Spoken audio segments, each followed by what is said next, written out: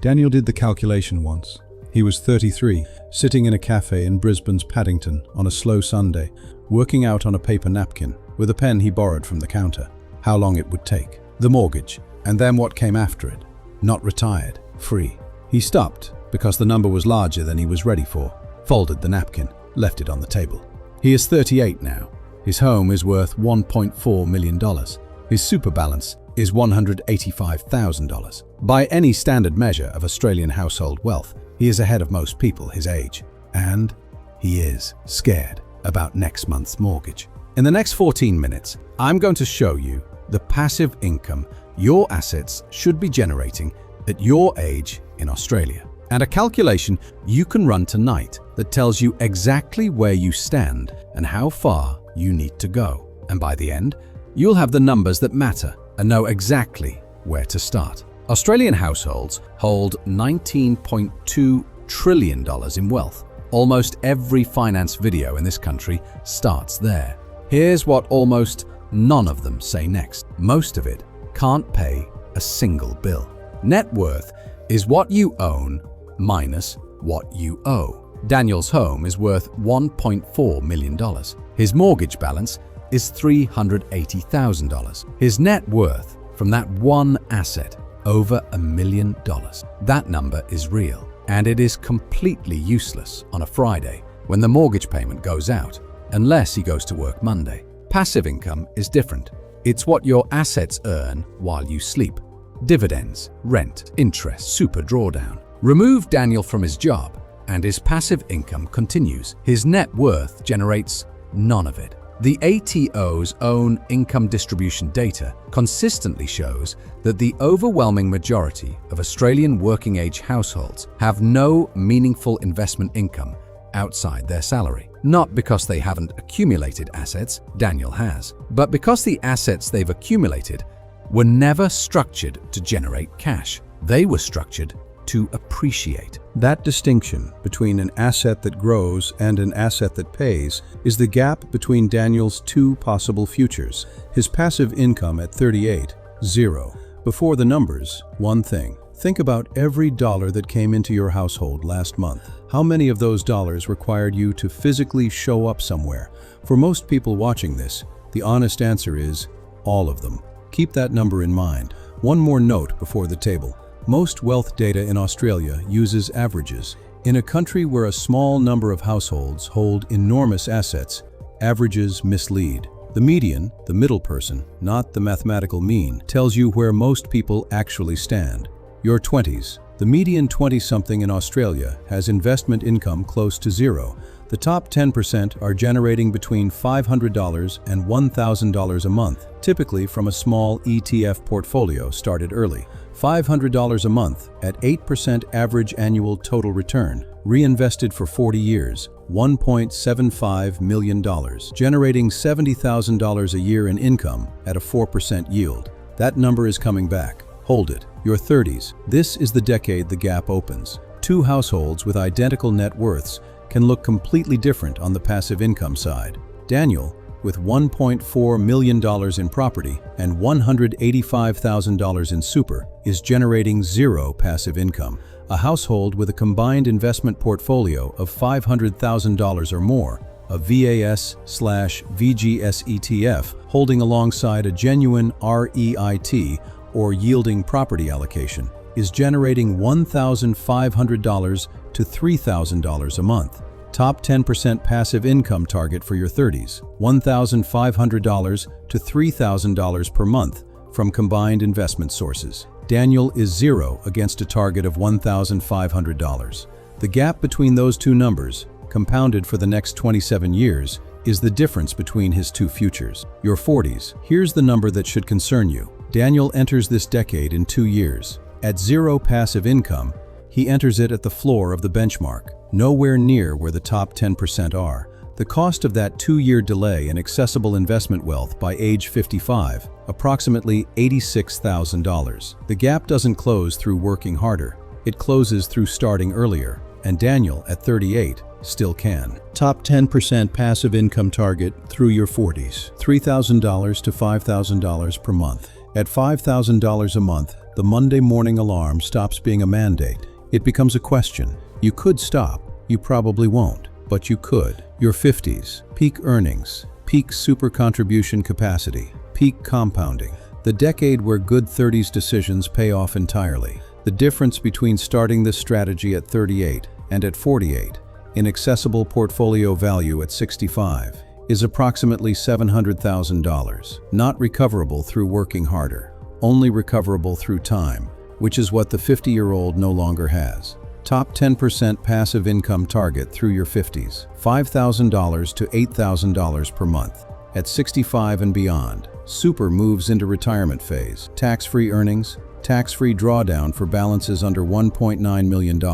As a reference floor, ASFA's comfortable retirement standard sits at $73,000 a year for a couple, about $6,100 a month, and $52,000 a year for a single person, about $4,300 a month, updated annually. The top 10% of Australian retirees are drawing well above this floor, from super drawdown, dividends, and investment income combined, typically $8,000 or more per month. 5 sources generate that income. One of them is what most Australians are already holding, and it's the reason most Australian investors never retire early, even the ones who look wealthy on paper. Australian shares and ETFs, a diversified Australian share portfolio through something like VAS, Vanguard's Australian Shares ETF, yields between 4% and 4.5% in cash dividends annually.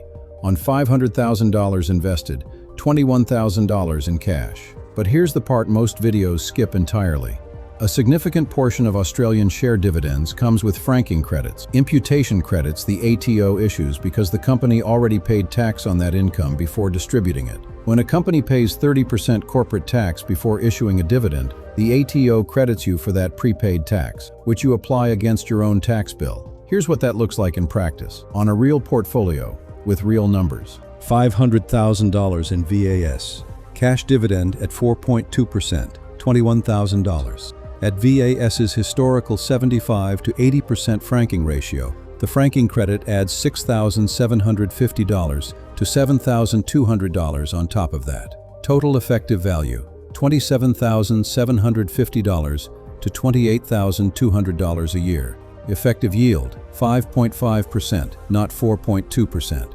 That is a number most investors in this country have never calculated for their own portfolio. Superannuation in retirement phase. Tax-free earnings, tax-free drawdown for balances under $1.9 million. At a sustainable 4 to 5% drawdown rate, $40,000 to $50,000 a year from a $1 million super balance. Term deposits and bonds, currently paying 4% to 5%. Reliable, capital protected. REITs, real estate investment trusts, 4% to 6% distribution yield. Liquid, diversified. No maintenance calls. 4 sources. The 5th, still empty on this screen, is what's coming next. Before I show you the numbers, think of one investment you own, or one that someone you know owns, or one that almost everyone on your street owns. Hold it in mind. Most investors in Australia understand intellectually that capital growth and income yield are different things. Then they sign the mortgage and proceed to treat them as equivalent. They're not. And the gap between them is where passive income disappears. Daniel's neighbor, same street, same purchase window, put $480,000 into an investment unit 6 years ago.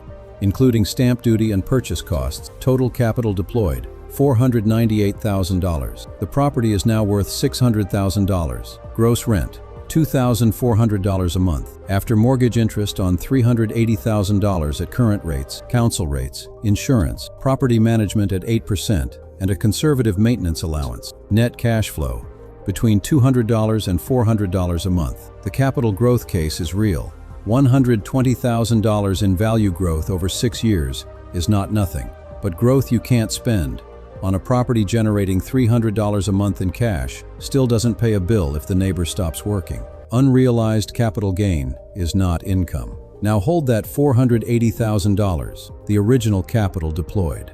$480,000 invested in VAS 6 years ago at 8% average annual total return would now be worth $762,000, generating $32,000 a year in cash dividends at 4.2%, or $42,000 to $43,000 a year once the 75 to 80% franking gross-up is applied.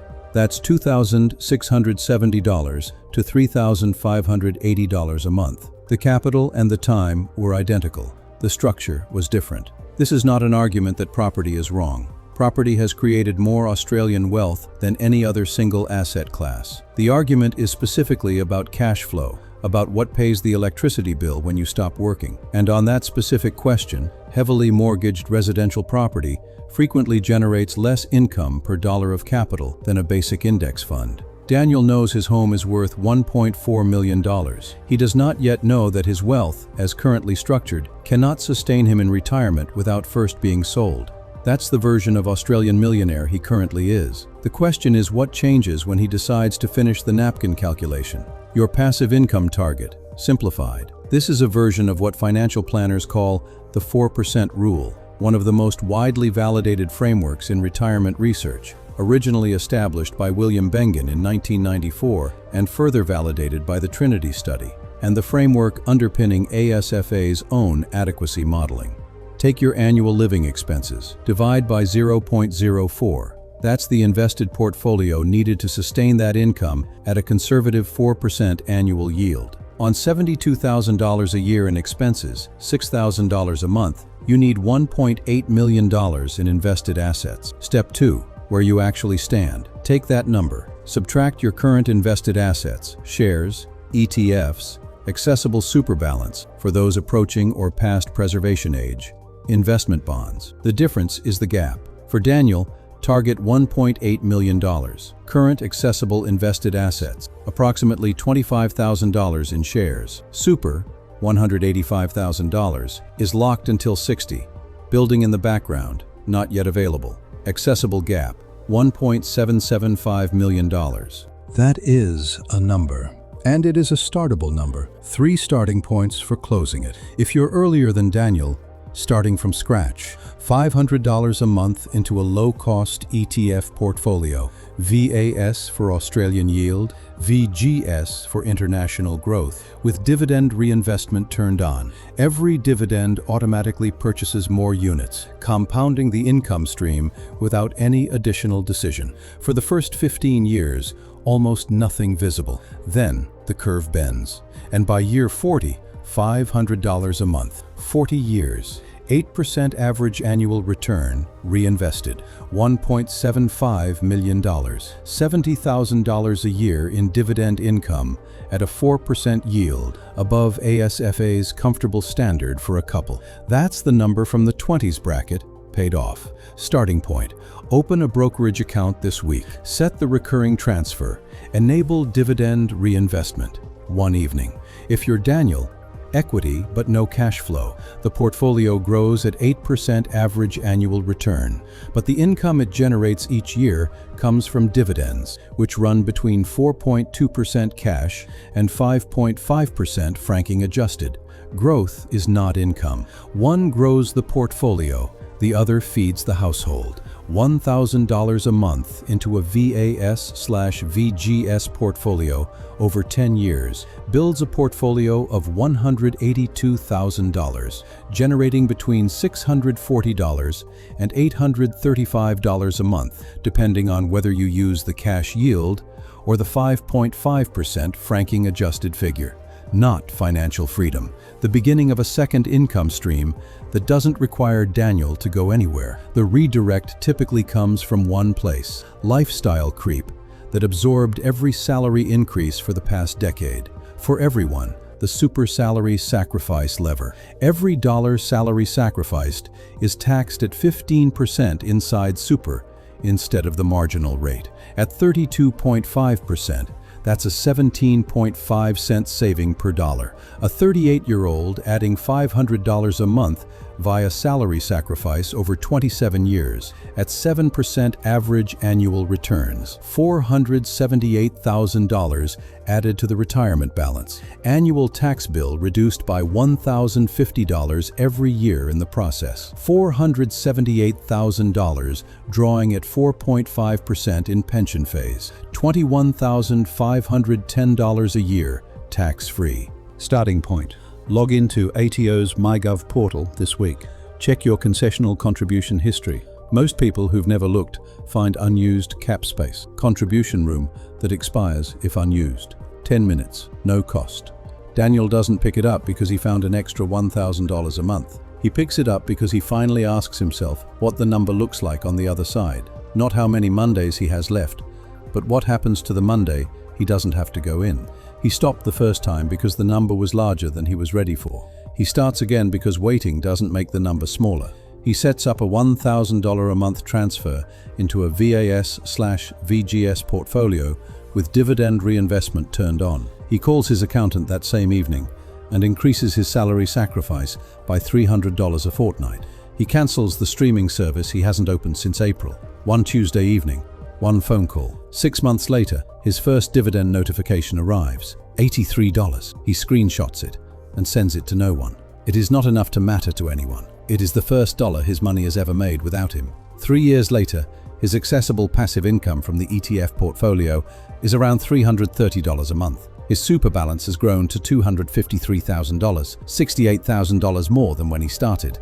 None of it touchable yet. In 10 years, the ETF income from new contributions and the existing share portfolio combined is closer to $1,100 a month. His super, $476,000. A balance that, once he reaches preservation age, generates $21,000 a year in tax-free income at a sustainable drawdown rate. By the time he's 55, the ETF portfolio alone is generating close to $2,400 a month without requiring him to go anywhere, or do anything, or answer any alarm.